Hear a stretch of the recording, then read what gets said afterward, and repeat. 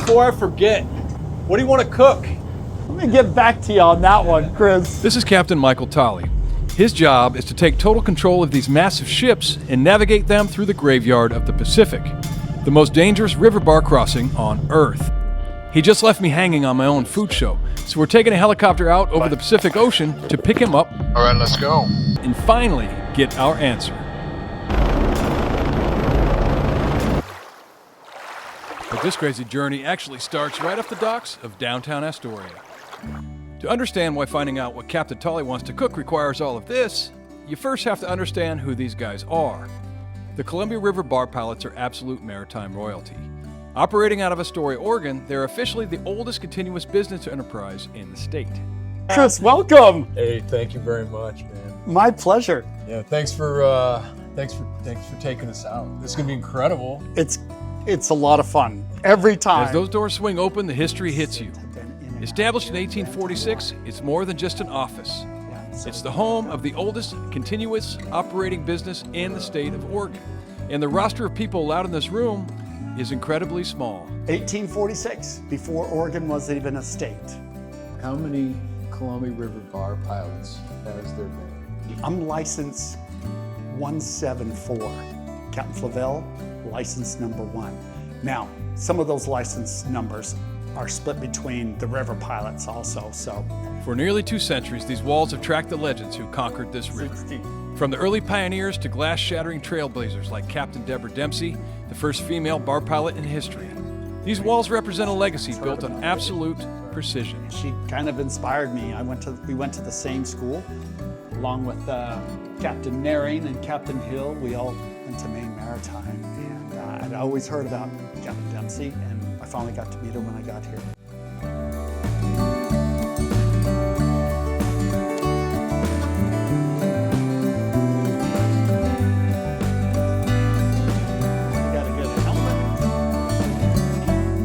Come on in here. I want to introduce you to critical person for the operation, Sam Steerman. Cap. What do you think? I like it. Oh, thank you very much. I'm Chris. Honorary Captain Chris Holland. And Honorary. One day only. One day, all right. It's a good day for me. And your name? Samantha. Samantha. Yeah. And what do you do? What's your job? Okay. Yeah. So in vessel coordinating.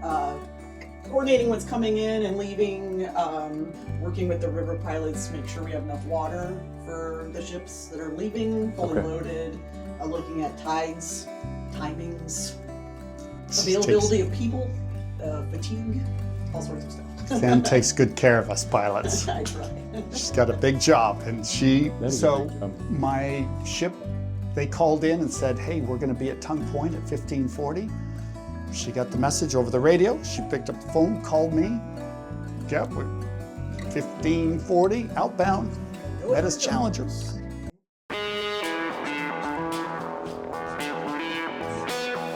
This how you get to work? Yeah, this is my ride. You know, This is the Uber. This is the Swift. This is the catamaran. Here, we'll do this. All right. Oh.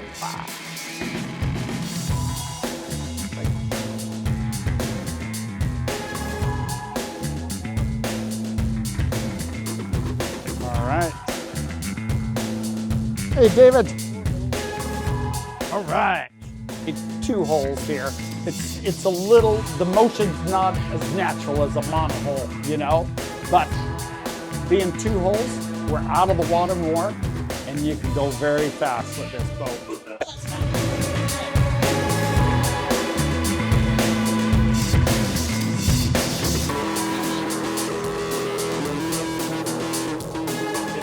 On this episode of What Do You Want to Cook, we are on the Swift launch boat heading out to an outbound ship with Captain Michael Tolley and talking about all of the processes of navigating marine traffic through the Columbia River and across the Columbia River Bar. He's way up top there, yeah. Just about to call in at Tongue Point. Captain Don Bybee. He's the river pilot. He's taken this down for the last, I think we had 4 or 5 hours downriver, and Okay. I'll relieve him. How does it work? In my mind, you're literally telling the first mate where to steer? At the wheel, at the helm on these ships is an able-bodied seaman, the quartermaster. He's not a licensed officer. He's just below the licensed officer. Okay. So, and I will be giving him commands. Starboard 20, midship, port 20, midship, stuff like that. He's putting that rudder right where I tell him to. Okay. And he can look up. I'm watching the rudder. I'm watching everything. Okay. We got the outbound bull carrier Metis Challenger, drawn 42.5 feet, half a knot flood tide, 7-hatch bull carrier. That's not the biggest though. I've seen some. What's the biggest ship that's gone up this river? There's been some of those cruise ships. Well, the MSC Katy, which I had outbound, that was about 169,000 gross tons. This is probably about 44,000 gross tons. Hey, before I forget, you don't have to answer right now, but when we get into the kitchen, what do you want to cook? Let me get back to you on that one, Chris. We'll come pick you up on a helicopter. Okay, great. If you guys want to pick me up, I'd appreciate it. All right, done. I will. Safe tracks. All right, guys. Thanks a lot. You bet.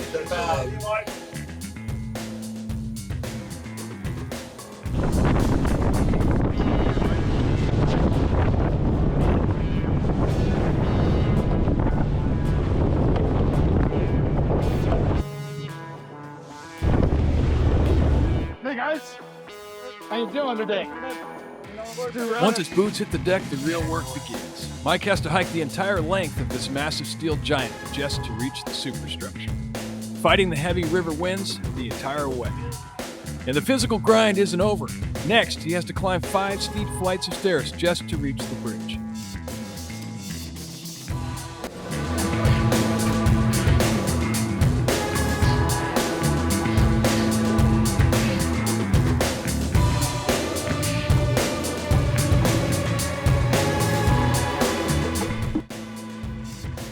Hey, good afternoon.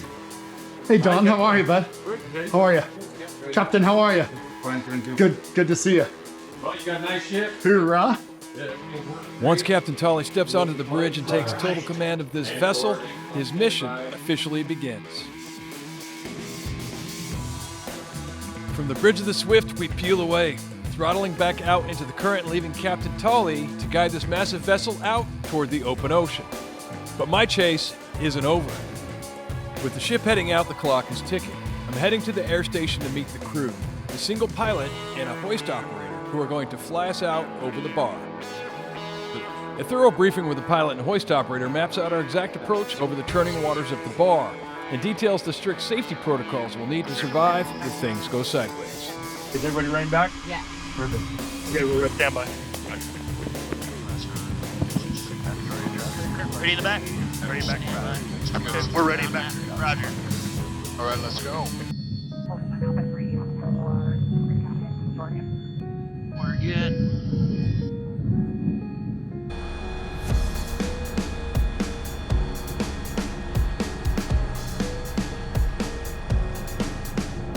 Got the coast inside.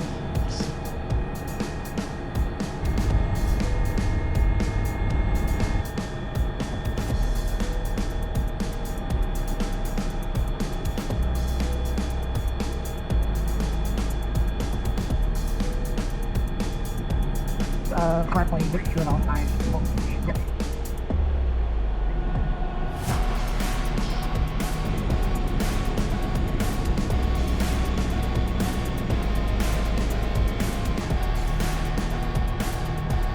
There she is, the Metis Challenger.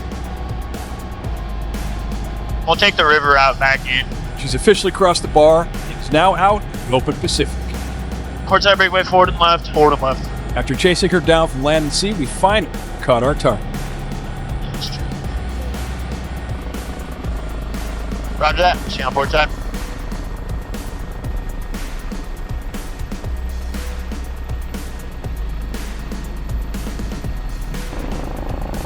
Pilot locks us into a hub, matching the speed the moving vessel. Now, the window of opportunity shrinks down to a single steel deck. Still, he's just coming out now. All right, you're forward and right. This is a good track. Forward and right 10. There you go. Good track. And 5, 4, 3, 2, 1. Easy and hold. There's the hook. Turn to take the load. Taking the load. It's your clear left, sir.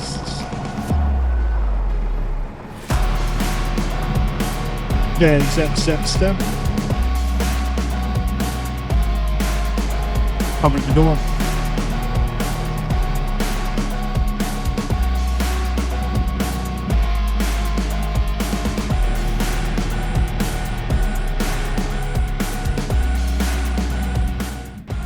Throw the hook. Lift the scope. Close at the door. Door's closed. We're ready back. Right here. There's that mode. Power's coming forward. Power's coming in. Got us, Captain. All right, guys. Thanks a lot. Good job. Okay, we got airspeed. We got to climb. Salt to choir. With Captain Tolley safely on board with us, we aren't heading straight back to the air station just yet. At his suggestion, we're taking the scenic route, flying right over the massive spans of the Astoria Megaloop Bridge and across the anchorage, where a fleet of international ships sits waiting for a vacant berth upriver to finally load or unload their cargo. Becoming a Columbia River bar pilot isn't just a job. It takes decades to reach this level. Every single pilot is a master mariner who has captained massive ships all over the globe. As I mentioned earlier, Captain Deborah Dempsey was the first woman to break into their ranks back in December of 1994, going on to serve for 22 years. And for Captain Tolley, that elite history at sea includes a daring rescue of Syrian refugees in the Mediterranean, an act of heroism that earned him a personal letter of commendation from President Barack Obama. But before he tells me that incredible story, we have an appointment in the kitchen.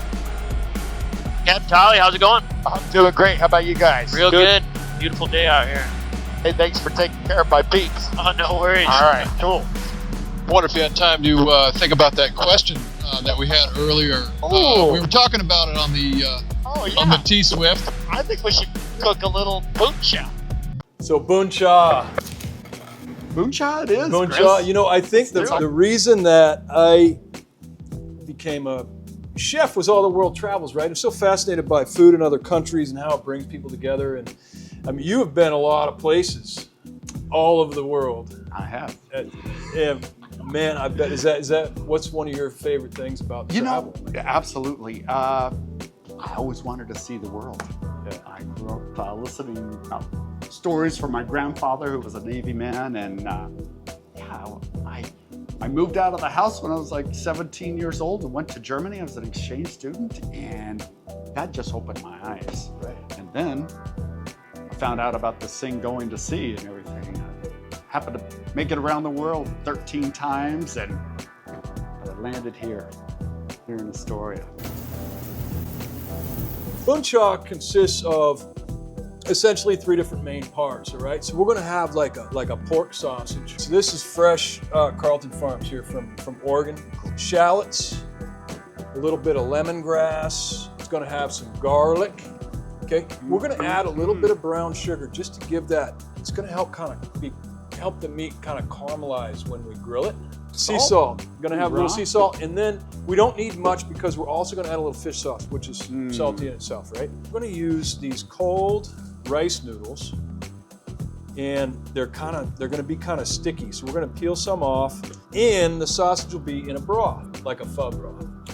But we're gonna add a little additional stuff. We're gonna add some red chilies to it. We're gonna add a little extra fish sauce to it. The sausage will go in there. Then we have greens, all right? So I have some beautiful, these are just local, somewhat bitter, fresh greens from right in the area, combined with the beautiful fresh herbs that are very prominent in Southeast Asia. So we have some Thai basil, cilantro, and some fresh mint. So we'll kind of combine that together. So then when we go to eat it, you're gonna have your bowl with your sausage and your broth. You're gonna have the rice noodle and we're gonna have the greens. We're gonna just kind of mix it all together. Cold noodles into there. Sounds and so good. That's Bun Cha. So looking forward to this.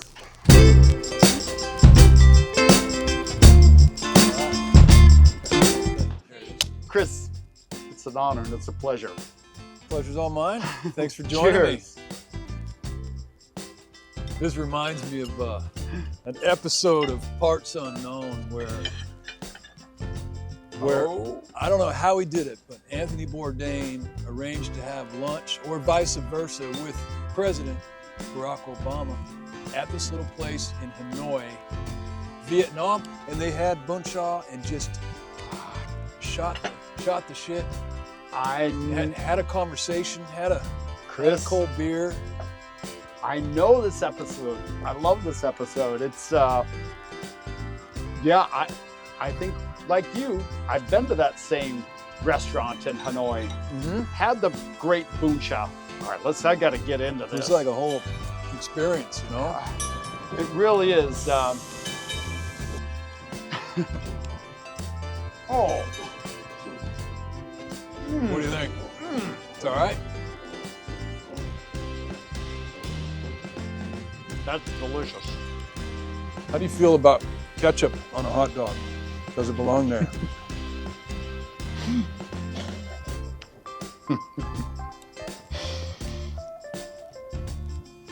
Absolutely not. You probably had a lot of crazy things happen to you. There's nothing like out there at sea. Yeah, I have. I've never seen a mermaid, but I've certainly had the pleasure of spending 25 years at sea, and then the last 11 years being here on the Columbia River. This is my favorite, the best of the best.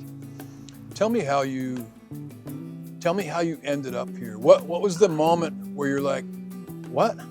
I could apply to be a Columbia River bar pilot? Like what? You know, I came here as a young man before I was married, and actually I came here way before that, 1974. I never forgot about this town. I came here with my family and my aunt and uncle and my cousins, and they lived just up the river from here. The next time I came, I was on my honeymoon and I worked the river. And I never forgot about this place. And I had this in the back of my mind, and it wasn't until I sailed in here in 2012 that I'm like, oh my gosh, I now have my master's ticket. I'm going to apply to be a Columbia River bar pilot. It's a long shot to get that job, but here I am. You told me that you met Captain Dan Jordan was the pilot when you sailed in here. Yes. And that's how you met him. Yes. First time, May the 6th, 2012. He got on board the Liberty, actually that was on board the Liberty Sun at the time, and brought us in, and we were talking about it. I put my resume together on that very voyage and applied, and you know, I got off the ship and came right out here in September. And I was like, oh gosh, it's just like a dream come true, really. It is. We get to live here. To live here, you can't beat it. Yeah, I mean, eat this great food. One of the most elite. Eat Vietnamese Bun Cha in Astoria. It's not every day we're eating Bun Cha in Astoria. Oh my goodness. What's the craziest thing ever happened to you while at sea? Crazy, scary, I've been lightning. You know, there's been times where I thought I wasn't going to make it through the voyage. We're off of Durban, South Africa, and over 60-foot seas. Oh, wow. And that storm destroyed the port of Durban. In fact, that was March of 2007. You can read all about it. But huge seas. We could have broken that ship in half, but we got through that. I will say there's no place like serving in Africa. Anywhere in Africa, it's amazing. I love the food, I love the energy, I love the music, I love the lay of the land. And but it's tough. And I've had a pretty good pirate attack. The Somali pirates got me November the 2nd of 2009. Almost got on board. You're facing down an RPG and a few AK-47s, and I didn't really have any guns at the time. Right. And I had to take the fight. I took a butter knife to a gunfight, essentially. But I had the ship. They didn't get on board, but it's nothing like it. How have things changed since occurrences like that for security? And well, have things evolved now? Now those ships have legitimate security. Yeah. I think it's laid down a lot. Back in 2009, I think the Somali pirates made about $80 million. And so it's not as bad, and you can get an escort. I actually had an escort NATO warship into, actually, my last discharge port was in Somalia. I would say not too many American captains have actually been into Somalia. I was there when I was in the Navy. We landed troops, put troops into Mogadishu. I led that, I was a boat wave commander back then, 1994? And then so many years later, I discharged cargo. That was 2015, my last discharge port. And I sailed into Somalia and discharged cargo and sailed on to Mombasa, Kenya, and promoted everybody from the bottom up. Yeah. The cadet to third mate to second mate to chief mate to captain. And it was an honor and a pleasure. And then I flew home from Mombasa, Kenya, and packed my things and drove out here to Astoria. Awesome. Mike, you used to, you said you moved a lot of cargo on behalf of USAID to support other countries. Tell me about that. No, that, I again had the honor and the privilege to be a part of that. Public Law 480 since 1953. It benefited the American farmer and the rails, the ports, the longshoremen, the sailors, American sailors. But really, we get overseas and we're discharging 110-pound sacks, all labeled the gift of the American people. And that goes a long ways with me. We did a lot of great stuff in this world, and I miss that. That whole USAID budget was probably 40 million a year. Not that much. Not that much. And now we got rid of USAID, and I just know that we harmed the American farmer, American sailors, our good name in the world, I want to say. Those sacks of grain, that our American farmers worked so hard for, and that they went all over the world, and it was special. Sharing a little piece of America. Yeah. To help others. I'm proud to be an American. I fought U.S. Navy, and I'm proud of our country and our flag, and I'm proud to show that flag all over the world. I actually had the honor of receiving a letter from the president, from that particular president, personal letter. When I was sailing as captain on the high seas, was in the Mediterranean, and the bottom line is my vessel, the Liberty Grace, rescued 241 Syrian refugees. It was truly an honor and a pleasure to serve those people, and I got a letter from the president and a picture. That's amazing. Obama. Dear Michael, every day I'm moved by the courageous and inspiring actions of extraordinary Americans who recognize their ability to bring about positive change. The selfless spirit we see all around us reflects the essential American belief that we have obligations to one another and reminds us that we are part of something bigger than ourselves. I hope that you take pride in all that you've accomplished and that you continue to use your talents to make a difference in the lives of others and in the world we share. I wish you all the best. Sincerely, Barack Obama. How did that day unfold? How did it transpire? How did it make you feel? Like, oh boy, that's going back. It wasn't that long ago either. I remember I was sailing back from Bahrain. I just spent a month in the shipyard and we were sailing. Yeah, we just came through the Suez Canal and I went up and had morning coffee with the chief mate on the bridge. And I'm like, hey mate, keep your eyes open. Keep your eyes open. This is a prime location for refugees in the water. And what they were doing is they'd get a smuggler or a smuggler's boat. The smugglers would quite often make all the refugees just get in the water as a ship is approaching, and a ship might miss those refugees altogether. Many people were dying at that time. 2014 is an incredible era. So I went down to breakfast. I left the mate on the bridge and I just got down to breakfast and the phone rang. Captain, we've got a refugee boat. And I ran to the bridge. I ran to my office, sent a message. And I ran to the bridge, maneuvered the ship. I could see the vessel. We got alongside, bilge pumps were going.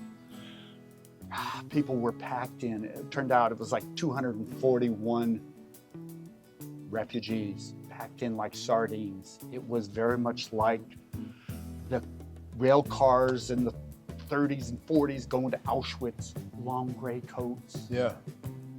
We passed a sea painter down. We lowered our gangway right down onto the trawler itself. And for 2 hours, these incredible people came up the gangway. Water, water, water. Then next, food, food, food. And then shampoo, shampoo, shampoo. Incredible. We spent an incredible day. These were people that had suffered through a civil war in Syria. Some of them had been shot. Some of them were paralyzed. Some of them had suffered from seasickness for days, and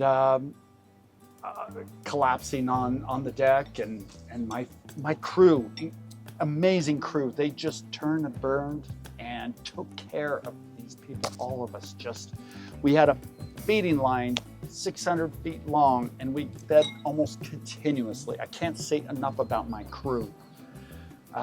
And I can't say enough about how these people, I love them all. I want to tell you that. They were amazing. And I'm still in touch with quite a few of those families, even just a few days ago. So it was an honor and a privilege to serve them. My company was not very happy about that, but like I said, the president sent me a personal message, and I'll take it. Yeah. And I think it kind of put me over the top here to come here. Yeah. The next thing, my sailing days unfortunately were numbered, and at least with that company. So, hey, yeah. One door closes and many doors open. I guess so. Yeah. Well, oh wow. Yeah. So that's quite a story. There's a lot to it, but that's the gist of it. I bet. No hesitation. No. Whatsoever. No. The company's the satellite phone was ringing, and I answered it, screaming and yelling at me, and I said, I got to go to work. Boom. Hung up and proceeded to maneuver the vessel alongside the trawler, the sinking trawler, and brought everybody on board. Yeah. That's it. Just a day's work. Yeah. That's Mike, do you have anything else you want to add? The conversation. First of all, I'm so grateful to see up close and personal what you do for a living, how you get to work. your mode of transportation. It was a beautiful day we went out, but I can't imagine like in the danger involved in that. But thanks for sharing. Anyway, thanks for sharing that with us. I want to say what an honor and what a pleasure it's been to share this. And it reminds me of how exciting and what a privilege we have to be here and to be doing what we love to do, right? Can't beat it. Captain Michael Tolley. Hoorah. Yeah. Thanks, Man, Chris. It's been awesome. It's been fantastic. And folks, thank you for joining us on this super fun, crazy episode of What Do You Want to Cook? And where we got to experience what very few people ever will. And I hope you felt like we took you there. Thank you so much for joining us. And we'll see you next time. All right, guys. Thanks a lot. Good job. Hoorah.